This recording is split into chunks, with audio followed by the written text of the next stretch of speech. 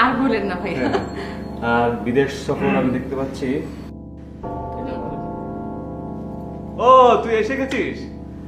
আমি তো তোদেরকে ইনভাইট করতে আসলাম, কাল সন্ধ্যা আমার বাসায় যাবি।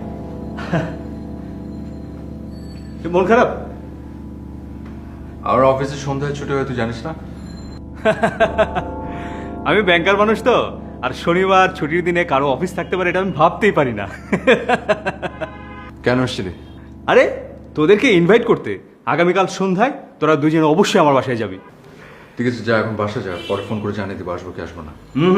ফোন করে জানানো যাবে না, এখন আমাকে বলতে হবে ফাইনাল, কালকে যেতেই হবে সন্ধ্যার সময়। আচ্ছা ঠিক আছে, বুঝতে পারছি, তুই এখন যা, পরে কথা বলবো না। আরে বাসায় যাবো কি, তুই এসছিস, আড্ডা দেবো তারপরে যাবো। বস তাহলে।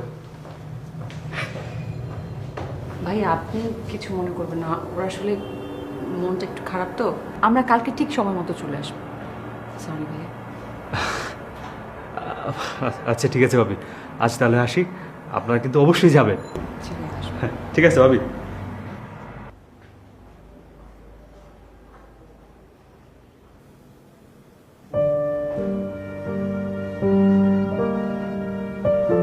চলে গেছে?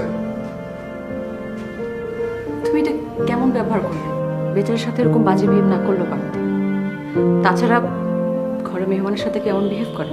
তো কি করবো, তোমার মতো কোলে নিয়ে বসে থাকবো? Don't cross your limit. ভদ্রভাবে কথা বলো।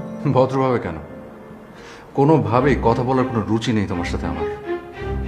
ছি ছি ছি ছি, এই সময় বাসায় এসে এরকম একটা দৃশ্য দেখতে হবে আমি ভাবতেও পারছি না, ভাবতেই লজ্জা লাগছে। তুর্য, ভাইয়াকে নিয়ে কোনো বাজে কথা বলবে না। উনি একজন সরল মানুষ, বাসায় এসেছিল, গল্প করছিল, কথায় কথায় উনি বললেন উনি হাত দেখতে জানেন, তাই আমি হাতটা দেখিয়েছিলাম। হাত কেন? তোমার যা খুশি তুমি তাই দেখো, I have no objection. Turya, ছি, তুমি এটা কিভাবে বললে আমাকে?